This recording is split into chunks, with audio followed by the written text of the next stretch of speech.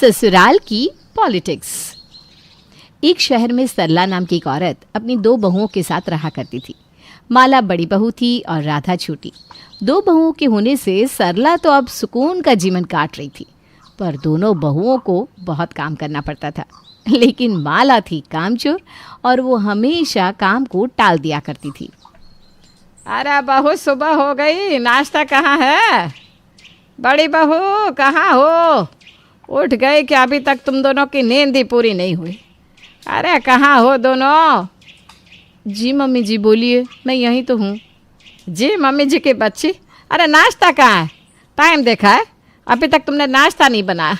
न जाने क्या ही करोगी तुम, ना कोई काम समय पे नहीं करती। अब तो भगवान ही मालिक है इस घर का। मम्मी जी, वो बच्चों के स्कूल का टाइम हो गया है तो उनको तैयार कर रही हूँ। राधा से कहिए ना बना ले नाश्ता, वरना बच्चे स्कूल के लिए लेट हो जाएंगे। वैसे भी अभी तो सोकर उठी होगी, कम से कम खाना तो बना ही सकती है। ठीक है, जाओ तुम बच्चों को तैयार करो, उनका स्कूल जाना ज़रूरी है। सरला दोबारा आवाज़ देती है। राधा, अरे ओ राधा, नाश्ता बनाओ फटाफट। कहाँ रह गई है लड़की? सुन भी रही हो क्या? राधा अंदर से भागती हुई आती है। जी माँ जी, मुझे नहाने में आज देर हो गई क्योंकि पानी चला गया था। वो सब ठीक है, लेकिन अभी तक नाश्ता क्यों नहीं बना, इसका जवाब दो। तुम्हारे हाथों में अगर घर छोड़ दिया तो तुम तो भूखे ही मार दोगी सभी को। मुझे लगा माला दीदी नाश्ता बना रही हैं, इसलिए मैं अच्छे से नहा कर आई, वरना मैं जल्दी आ जाती और अब तक नाश्ता भी बना दी थी। वो बच्चों को तैयार कर रही है स्कूल के लिए। नाश्ता तुम बना लो, और हाँ जल्दी बनाना, क्योंकि तुम्हारा तो पता नहीं लेकिन बच्चों को स्कूल के लिए देर हो रही है। ठीक है। ये माला दीदी हमेशा यही करती है, और मम्मी जी को भी ये बात समझ में नहीं आती कि माला दीदी काम चोरी कर रही हैं। कुछ तो करना ही पड़ेगा अब काम चोर दीदी का। हर बार मुझे ही क्यों डांट पड़े। माला हमेशा ऐसा ही करती थी और राधा को ही सारा काम करना पड़ता था। दीदी, दोपहर का खाना आप बना लीजिए, मुझे और भी काम करने हैं। हाँ बनाती हूँ, पर पहले जाकर बच्चों को तो ले आऊँ स्कूल से, वरना बहुत देर हो जाएगी और बच्चे वहाँ इंतज़ार करते रहेंगे। आखिर किसी को तो बच्चों के बारे में सोचना पड़ेगा ना। अब मैं घर की बड़ी हूँ तो ये काम तो मैं ही कर लूँगी, तुम तो आराम से घर में ही रहो। अरे पर दीदी वो... अरे पर क्या, बच्चों को ऐसे ही छोड़ दूँ? मेरे लिए बच्चे सबसे पहले आते हैं, बाकी सभी काम बाद में।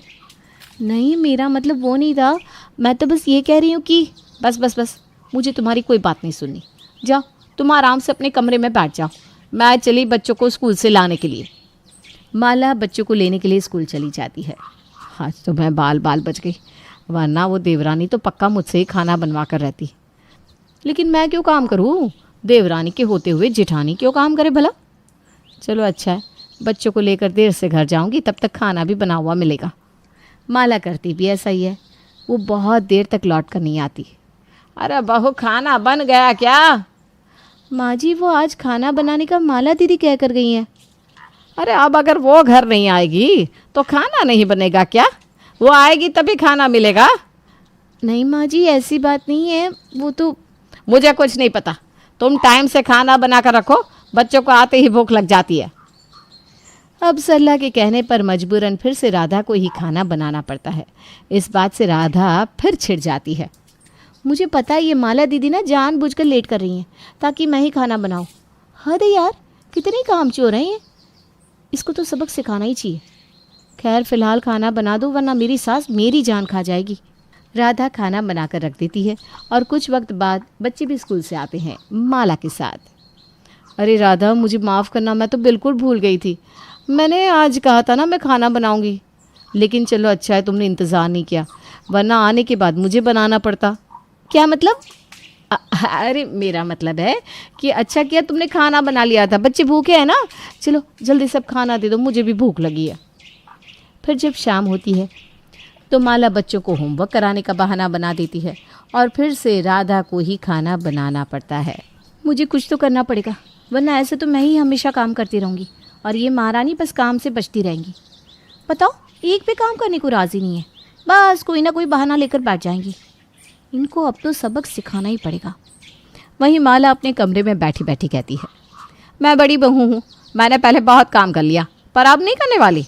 अब तो छोटी बहू की जिम्मेदारी है, अब तो सारे काम उसको ही करने चाहिए ताकि मुझे भी तो कुछ आराम मिले। अगले दिन संडे होता है। तो राधा माला से कहती है, आज तो आपको बच्चों को तैयार नहीं करना है, आज आप नाश्ता बना लीजिए दीदी, तब तक मैं कपड़े धो लेती हूँ, काम थोड़ा जल्दी ख़त्म हो जाएगा। अरे मैं बना तो लेती, पर मैं ना मम्मी जी के सर में तेल लगाने जा रही हूँ। मम्मी जी से पूछ लो, अगर तेल ना लगवाना हो तो मैं नाश्ता बना दूँगी। भला नाश्ता बनाने में कौन सी मेहनत लगती है, 2 मिनट का काम है। जाओ जल्दी जाकर माँ जी से पूछ कर आओ, आज मैं ही नाश्ता बनाती हूँ। अरे नहीं नहीं नहीं, मेरे सर में बहुत दर्द हो रहा है, राधा तू ही नाश्ता बना, माला मेरे सर में तेल लगा देगी। पर राधा, रोज़ रोज़ नाश्ते के वक्त ही तुम दोनों किस बहस में लग जाती हो? न जाने दोनों को काम का इतना भार क्यों लगता है। हमारे वक्त में मैं अकेली घर का सारा काम क्या करती थी, यहाँ तो तुम 2-2 हो, फिर भी तुम्हारा काम टाइम पे नहीं हो पाता। पता नहीं कैसे संस्कार मिले हैं। सरला अपनी दोनों बहुओं के ऊपर चिढ़ करने लगती है और वहीं माला जाकर सरला के सर में तेल लगाने लगती है और राधा किचन में जाकर कहती है, बहुत हो गया इन लोगों का, अगर ऐसा ही चलता रहा तो एक दिन मैं ये घर छोड़ छाड़ कर ही चली जाऊंगी, सारा काम भी मैं ही करूं और इनकी चिड़ भी मैं ही सुनूं। लंच का समय होता है। सुबह तो मैं काम से बच गई, लेकिन अब क्या बोलूँ, कुछ सोच माला, वरना आज का लंच तो तुझे ही बनाना पड़ेगा। तभी माला अपनी सास से कहती है, माँ जी आपने देखा वो जो नई दुकान खुली है ना साड़ियों की, वहाँ पर ना बहुत सारी सुंदर सुंदर साड़ियाँ रखी हुई हैं और वो भी आज के लिए उन्होंने सेल भी रखी है। अरे ये तो बहुत अच्छी बात है, लेकिन कौन सी दुकान की बात कर रही है, मैंने तो नहीं देखी। चलिए माँ जी, मैं आपको लेकर चलती हूँ दुकान पे, आपको ना साड़ी देखकर ही मज़ा आ जाएगा। ऐसे माला अपनी सास को लेकर मार्केट चली जाती है। अब राधा के सब्र का बांध टूट जाता है। ये लो, आज फिर एक नया बहाना, यानी आज फिर मुझे ही सारा काम करना पड़ेगा, अब बहुत हो गया। इन सब से परेशान होकर राधा अपने मायके जाने का प्लान बना लेती है।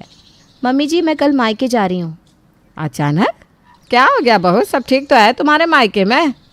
हुआ कुछ नहीं है, बस काफ़ी दिन हो गए और मम्मी की याद आ रही है, तो सोचा मिलकर आ जाऊँ। अच्छा अच्छा, तो कितने दिन के लिए जाओगी और कब वापस आओगी? 1 महीने के लिए जाऊँगी मम्मी जी, इतने वक्त से नहीं गई तो कम से कम 1 महीना तो रह कर ही आऊँगी ना। 1 महीने के लिए? ये कुछ ज़्यादा नहीं है? चलो कोई बात नहीं, हो आओ मायके। मायके जाने का सुन के राधा खुश हो जाती है और अपनी पैकिंग करने लगती है। ये बात माला छिपकर सुन रही थी। राधा की 1 महीने के लिए मायके जाने की बात सुनकर वो बहुत घबरा जाती है।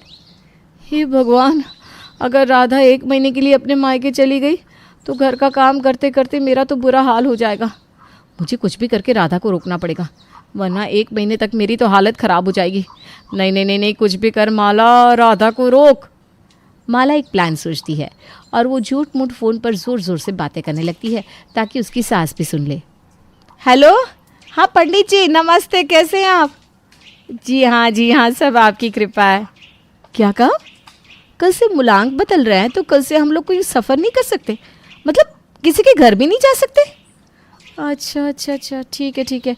अच्छा वो आपने बता दिया, अब मैं कहीं नहीं जाऊंगी। अरे मैं तो भूल ही गई थी इस बारे में। चलिए ठीक है, फिर बात होती है आपसे पंडित जी, नमस्ते। क्या कहा पंडित जी ने? अरे कुछ खास नहीं, बस वो मुलांक के बारे में बता रहे थे, कल से ना हम लोग 1 महीने तक कोई सफ़र नहीं कर सकते। अच्छा हुआ तूने पंडित जी को फ़ोन कर लिया, मैं तो भूल ही गई थी। अब अगली सुबह जब राधा अपना बैग उठाकर मायके जाने के लिए निकलती है तो सरला उसे रोकते हुए कहती है, छोटी बहू अभी तुम कहीं नहीं जा सकती, अब 1 महीने बाद जाना मायके। अरे पर क्यों, कल तो आपने जाने के लिए स्वीकृति दे दी थी। हाँ, पर कल रात में ना बड़ी बहू ने पंडित जी को फ़ोन किया था, उन्होंने बताया कि अब 1 महीने तक हम लोग सफ़र नहीं कर सकते। अरे ये क्या बात होती है, और अगर कहीं ज़रूरी जाना पड़ जाए तो क्या करेंगे? उसका एक तरीका होता है ना जो तुमने नहीं किया।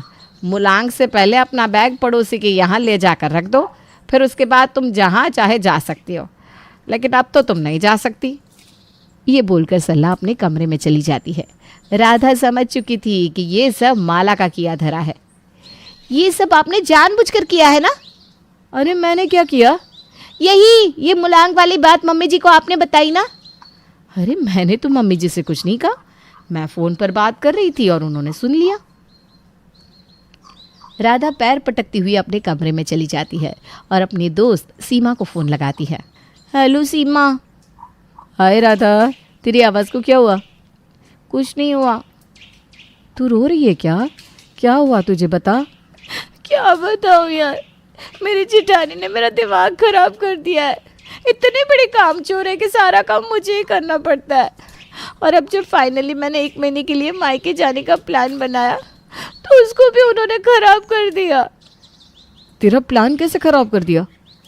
राधा अपनी दोस्त सीमा को पूरी बात समझाती है। अरे अगर ऐसी बात है कि तेरी जेठानी पॉलिटिक्स कर रही है तो तुझे भी वही करना चाहिए। पर मैं क्या करूं? सबसे पहले तो रोना बंद कर। और सुन, मुझे लगता है कि पंडित जी ने ऐसा कुछ नहीं कहा होगा, तो तू पहले तो ये पता लगा कि क्या उनकी पंडित जी से बात हुई भी है या नहीं। और अगर पता चल जाए कि पंडित जी से बात नहीं हुई तो जाकर अपनी जेठानी से डायरेक्ट बात कर। बोल कि काम में हाथ बटाए, नहीं तो तू ये बात अपनी सास को बता देगी। और अगर सचमुच उनकी पंडित जी से बात हुई भी हो तब भी उनकी कोई ऐसी बात पकड़ ले जिसके लिए तू उन्हें ब्लैकमेल कर सके।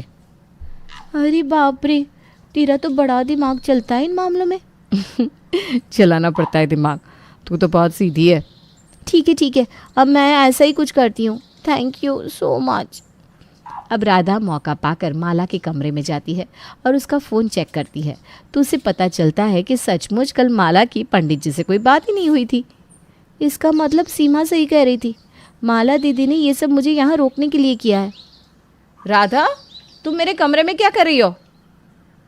उसका पता लगाने आई थी जिसका मुझे शक था, और अब मुझे पता चल गया है कि आपकी पंडित जी से कोई बात ही नहीं हुई थी।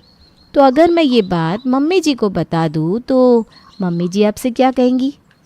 नहीं ऐसा मत करना। सारी बात काम की है ना, तो अब से हम लोग काम मिलजुल कर लेंगे। और बाहर जाने का क्या? मुझे तो बाहर भी जाना है। अरे तो मम्मी जी के सामने एक और झूठी कॉल कर देंगे जिसमें पंडित जी से कहलवा देंगे कि बस एक बहू का घर में रहना ज़रूरी है, दूसरी बहू जहाँ चाहे वहाँ जा सकती है। ऐसे ना हम लोग बारी बारी अपने मायके भी जा पाएंगे, और जो मम्मी जी पूरे दिन पैर पसारे बैठी रहती है ना, वो भी तो कुछ काम करेंगी। ये सही है। उन दोनों की ये सारी बातें सरला सुन रही थी। ओहो, मेरी बहुएं तो बड़ी चालाक निकली, बड़े प्लान बना रही है। पर अगर इन लोगों का ये प्लान सफल होता है तो मुझे भी काम करना पड़ेगा। एक बहू अपने मायके चली जाएगी तो दूसरी कहेगी आप काम में हाथ बटाओ। नहीं, मैं ऐसा नहीं होने दूंगी। अगर ये मेरी बहुएं हैं तो मैं भी इनकी सास हूँ। सरला अपने कमरे में जाती है और पंडित जी को फ़ोन लगाती है। हेलो पंडित जी, नमस्ते। जी नमस्ते सरला बहन, बताइए कैसे याद किया आज? मेरी बहुओं के ना पर निकल आए हैं तो वो कुतरने हैं, उसी के लिए आपकी मदद चाहिए। आप जितने पैसे मांगेंगे उतने पैसे मैं आपको दे दूंगी, लेकिन मैं जो कहूँ वो आपको करना पड़ेगा। अरे सरला बहन, आप ये कैसी बातें कर रही हैं? मैं पंडित हूँ, पैसे लेकर काम करने वाला कोई एजेंट नहीं हूँ। अरे पंडित जी, मैं आपसे कोई पाप नहीं करवा रही हूँ, बस आपको ना एक छोटा सा झूठ बोलना है, और जिस झूठ से घर बसता है वो झूठ कहाँ होता है। अच्छा बताइए क्या करना है? सरला पंडित को पूरी बात समझा देती है और पंडित जी अगले दिन उनके घर आते हैं। अरे ये क्या, ये पंडित जी यहाँ कैसे आ गए? अगर मम्मी जी ने उस बारे में कुछ भी पूछ लिया तो हम लोगों की पोल खुल जाएगी। अरे शुभ बोलो। नमस्ते सरला बहन। अरे नमस्ते पंडित जी, आइए। वो लोग बैठ जाते हैं और बातें करने लगते हैं। बातें करते करते पंडित जी कहते हैं, वैसे सरला बहन, मैं आपको एक बहुत ज़रूरी बात बताने आया था कि आपके घर पर एक बहुत बड़ी आफत आ सकती है। तो अगर आपको उससे बचना है तो आप घर के कामों से दूर रहिएगा। मतलब यह है कि अगर आपने घर का कोई भी काम जैसे चूल्हा चौका किया तो आपके घर पर मुसीबत आ जाएगी, और वो मुसीबत मौत जैसी बड़ी भी हो सकती है। हे भगवान, ये आप क्या बोल रहे हैं पंडित जी? अगर ऐसा है तो मैं आज के बाद किसी काम में हाथ नहीं लगाऊंगी। भगवान का लाख धन्यवाद है जो मेरी दो बहुएं हैं, मुझे काम में हाथ लगाने की ज़रूरत ही नहीं है। ऐसा है तब तो अच्छी बात है। ध्यान रखिएगा, कुछ भी हो जाए आप किसी काम में हाथ मत लगाइएगा। पंडित जी ये बात बोलकर चले जाते हैं और ये सब सुनकर माला और राधा हैरान और परेशान रह जाती हैं। अब घर का सारा काम हर हाल में उन दोनों को ही करना पड़ता था और सरला मज़े की ज़िंदगी काट रही थी। पर फिर एक दिन वो पंडित वापस आया। ये पकड़ो सरला बहन, तुमने मुझसे पाप करवाकर मेरा जीवन खतरे में डाल दिया। अरे क्या हुआ पंडित जी? जब से आपने मुझसे अपनी बहुओं के सामने वो झूठ बोलवाया है तब से मेरी जान पर बनाई है। आज तक कभी मेरे साथ ऐसा नहीं हुआ। मैं समझ गया हूँ कि भगवान मुझे मेरे कर्मों की सज़ा दे रहा है। हे भगवान, मम्मी जी आपने ऐसा क्यों किया? यह सवाल तू कर रही है? तूने भी तो झूठी कॉल की थी पंडित जी को, और बाद में तुम दोनों ने जो बातें करी थी वो सब मैंने सुन ली थी, इसलिए मैंने यह कदम उठाया। एक दूसरे के खिलाफ षड्यंत्र रचने से अच्छा है कि एक दूसरे से बात करके मिलजुल कर काम करो, तो ऐसा कुछ भी नहीं होगा। रिश्ते और घर प्यार से चलते हैं, राजनीति से नहीं। उन तीनों को पंडित जी की बात समझ में आ जाती है। वो तीनों एक दूसरे से माफ़ी मांगती है और उसके बाद इस तरह की पॉलिटिक्स करना छोड़ देती है और मिलजुल कर खुशी खुशी रहती है।